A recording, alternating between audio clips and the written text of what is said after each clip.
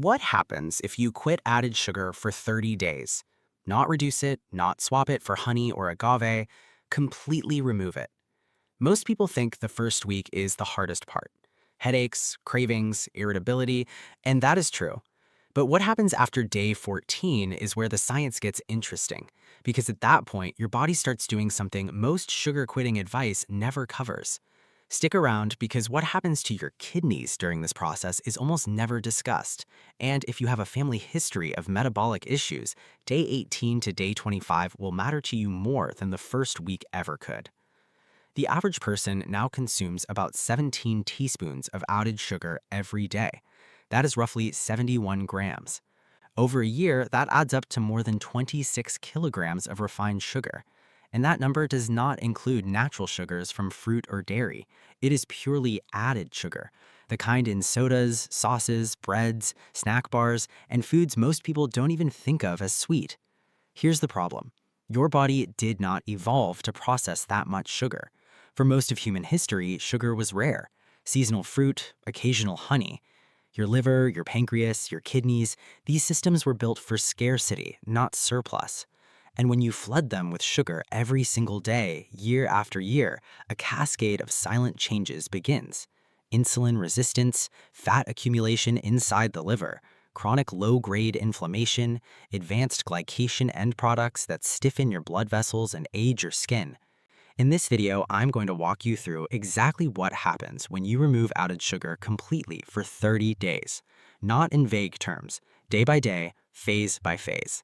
The withdrawal, the metabolic reset, the kidney recovery, and what the research says about whether 30 days is actually enough to reverse any damage. Before we go day by day, you need to understand one thing about how sugar affects your body at the molecular level.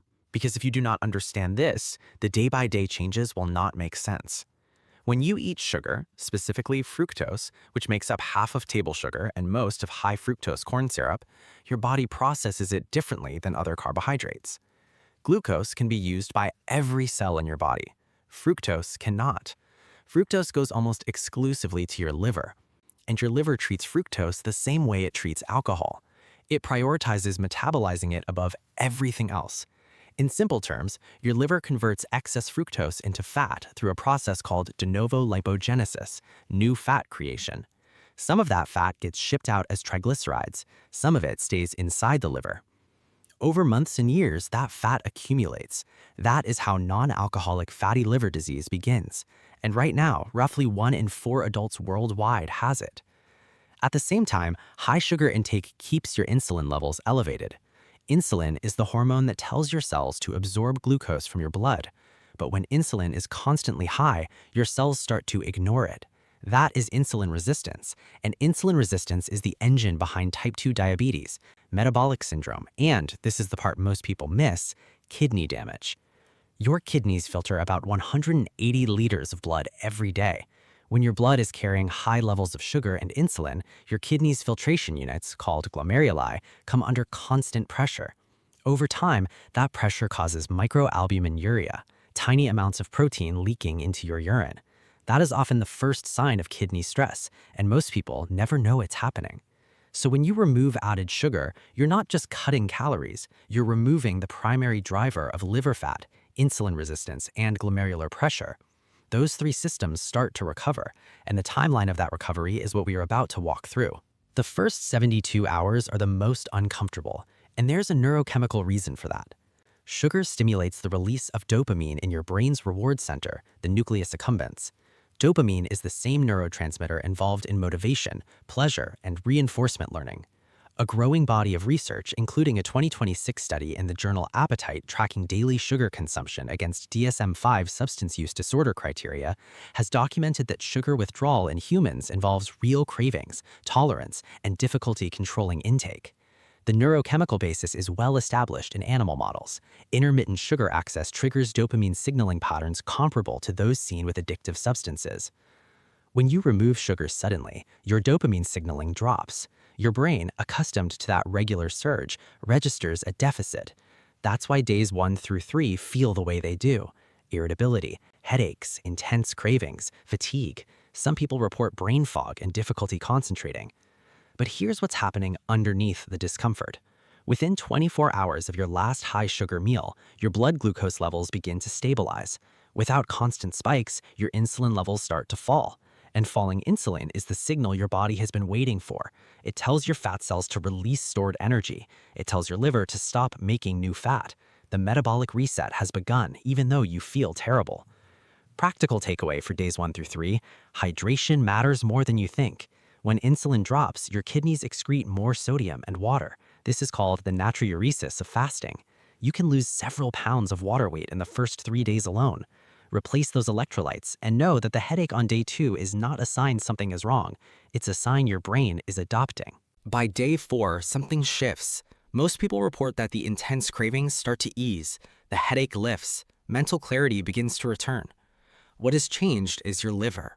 Remember de novo lipogenesis, the process that turns fructose into liver fat? With fructose intake at 0, that pathway is slowed dramatically. Your liver is no longer in fat production mode. It has switched to fat burning mode.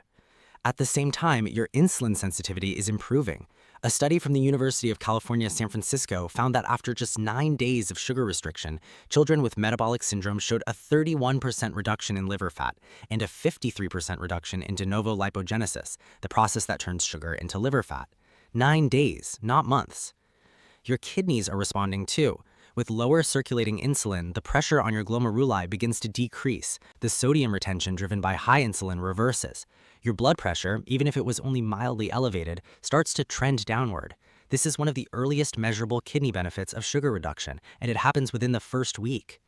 Practical takeaway for days 4 to 7, this is when people often make a mistake. They start to feel better and think they have done the hard part. Then they reward themselves with a small, sweet thing. That single hit of sugar reactivates the dopamine pathway you just spent 4 days downregulating. The craving cycle restarts. Day 4 to 7 is where discipline becomes strategy. Now we are entering the phase most sugar quitting guides never get to.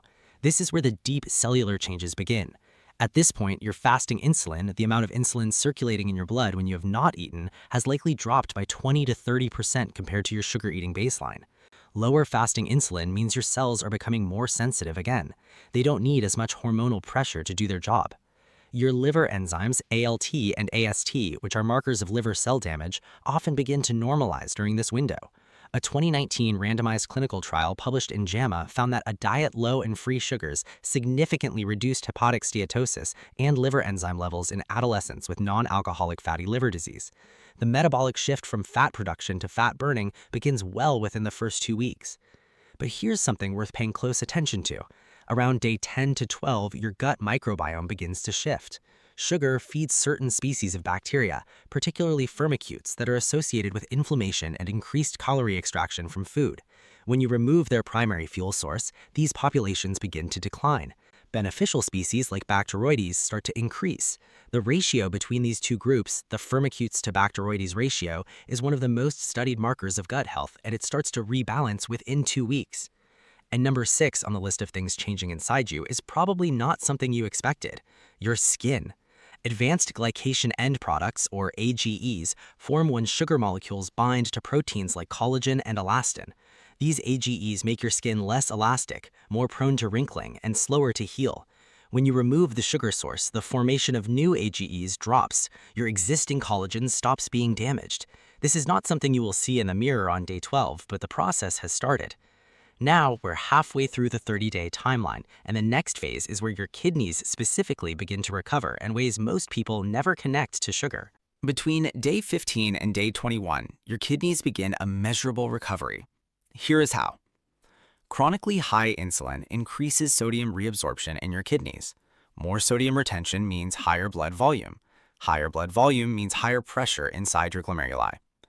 It is a hydraulic problem, and over years, that pressure damages the delicate filtration membranes. By day 15, with insulin levels having been lower for 2 full weeks, that pressure is dropping. Your kidney's estimated glomerular filtration rate, your eGFR, the number doctors use to assess kidney function, can begin to stabilize or improve if it was previously declining. There is another kidney-specific benefit that happens during this window. Uric acid levels drop. Fructose metabolism in the liver generates uric acid as a byproduct through the depletion of ATP.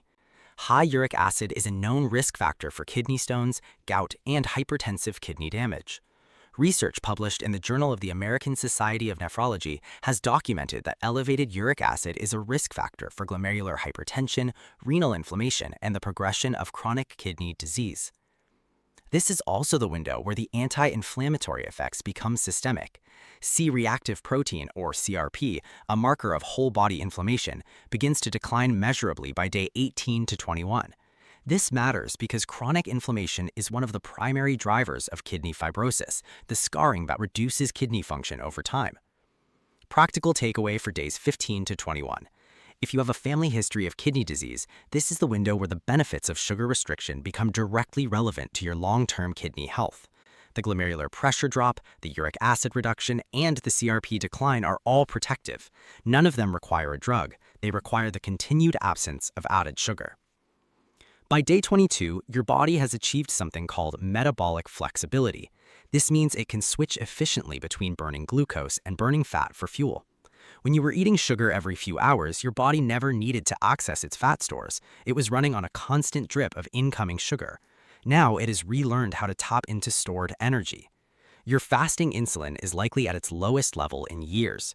Your liver fat has decreased, potentially by 20 to 30% depending on where you started. Your blood pressure has settled at a lower baseline. Your taste buds have recalibrated. Foods that used to taste normally sweet now taste excessively sweet. A carrot tastes genuinely sugary.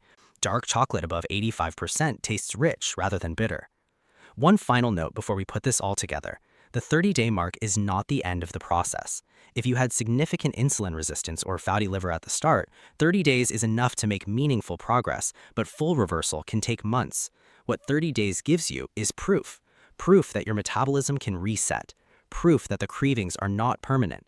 Proof that you are not broken. Your biology was just responding rationally to an abnormal environment of constant sugar. So here is how to set yourself up for a successful 30 days. Before you start, do two things. First, read every label in your kitchen. Added sugar hides under more than 60 different names: maltodextrin, evaporated cane juice, fruit juice concentrate, dextrose, barley malt. If it ends in ose or sounds like a syrup, it is sugar. Second, do not try to also quit carbohydrates entirely in the same month.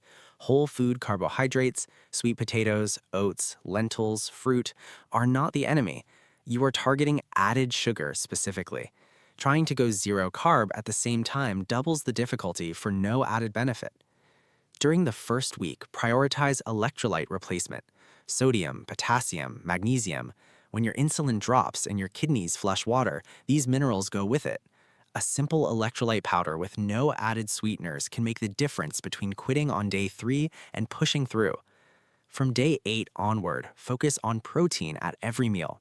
Protein stabilizes blood sugar, promotes satiety, and helps preserve lean mass while your body is in fat-burning mode.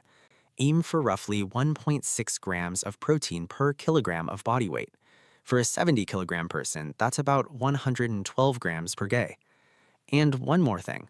Sleep. Sugar withdrawal disrupts sleep architecture in the first week. Cortisol can spike as your blood sugar stabilizes. Prioritize 7 to 8 hours. If you are sleep deprived, your ghrelin, the hunger hormone, rises and your cravings intensify. Poor sleep is the single biggest predictor of caving during a sugar elimination. If you found this breakdown useful, I have an entire series on metabolic health. The video on 5 foods that silently damage your kidneys is linked above. So is the full breakdown on plant-based protein that outperforms beef in amino acids and what that means for kidney patients. Both go deeper into the kidney metabolism connection that this video introduced. What was the hardest part of quitting sugar for you, if you have tried it? Or what is the one sweet thing you think would be hardest to give up? Let me know in the comments. Subscribe so you don't miss the next video in this series. And one important note.